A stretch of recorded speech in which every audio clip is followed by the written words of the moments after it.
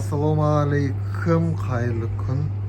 Мынау міне көп келетін сұрақтардың бірі, балапан шыққаннан кейін қалай процесс көрсетіп жіберейін. Бірінші очередь біз брудерді алдын ала инкубатордан балапандарды әкелмей тұрып, тоғын светімен қосып қыздырып аламыз. Брудер орық стекло, датчигі 35 градус 36 градус қоямыз. Мынау лампочка қыздырады, жаңағы ыстық береді. Ана лампочка бізде просто свет жағады. Одан кейін балапандар астына алғашқы 4-5 күнге дейін мына сеткада тұра алмайды бұлар. Сол үшін кардон қоймаймыз, кардон болмайды. Одан кейін тайғақ зат қоймаймыз, одан үсті балапандар аяқтары тайғанап, талтайып жаңағы шпагат болып қалады. Сол үшін мынандай аяқтары таймайтын мата қоямыз, осындай. Ақ мата, любой. Главное, тайғақ болмаса болды. Суық тартпайтын, сырыс тартпайтын, влажность көтеріліп кетпейтін болса болады.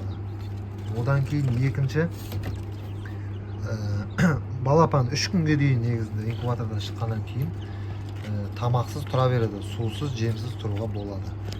Но мен екінші күні бастап қойып бастаймын.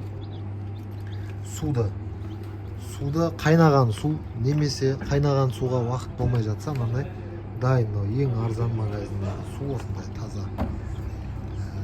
Или қайнаған суды суытып берсеңіз болады. Сосын соған осындай бал, любой бал, тәтті су ғой, тәтті су беру керек. Любой бір қасық, кішкентай қасықпен бір қасық балға 1 литр суға араластырып береңіз. Суды постоянно таза ұстап отырамыз, ауыстырып отырамыз. Не үшін тәтті су? Бұлар организмдер әлі дұрыс дамымаған. Одан кейін ашты судан іштері қатып қалады, дұрыс дәретке отыра алмай қалады. Сол үшін құйрықтары қатып, көбісі сөйтіп өліп қалады. Сол үшін тәтті суға балмен береміз. Бал энергия береді бұларға. Бал ешқандай дәрі емес, не емес. Енді көп жерде адамдар дәрі қолданып атады. Өз басым ойлаймын енді. Жаңадан шыққан балапан өзі организмі әлі дұрыс дамымаған, оған дәрі берген дұрыс емес деп ойлаймын. Бәріне осылай жасаңдар демеймін, тағы да айтамын.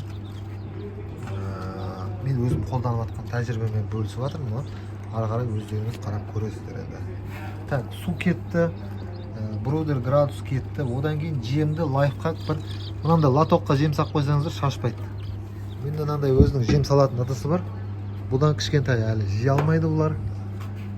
Кішкентай жей алмайды бұдан әлі. Жерге шашсаңдар таптап тастайды. Көп адамдар жерге шашып қояды. Жерге шашса таптап тастайды. Мынандай ыдысқа салып қойса шашпайды. Жерге астыларында тап-таза болып тұрады. Одан кейін жемді де жақсы үш жерден жейді.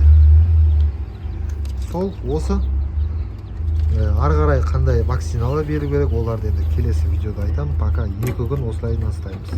2 күн ешқандай дәрісіз, ешқандай витаминсіз, таза ақ суменен, балменен, жемменен. Жем старт деген жем балапандарға арналған, осындай өздеріне арнайы.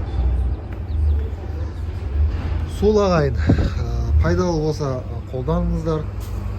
Каналды қолдап, лайк, комментарий жазып қойыңыздар. Келесі жаңағы қандай вакциналар беремін, қандай дәрілер беремін, келесі жолы түсіретін боламын. Пока осы мына жақта да сондай, осындай.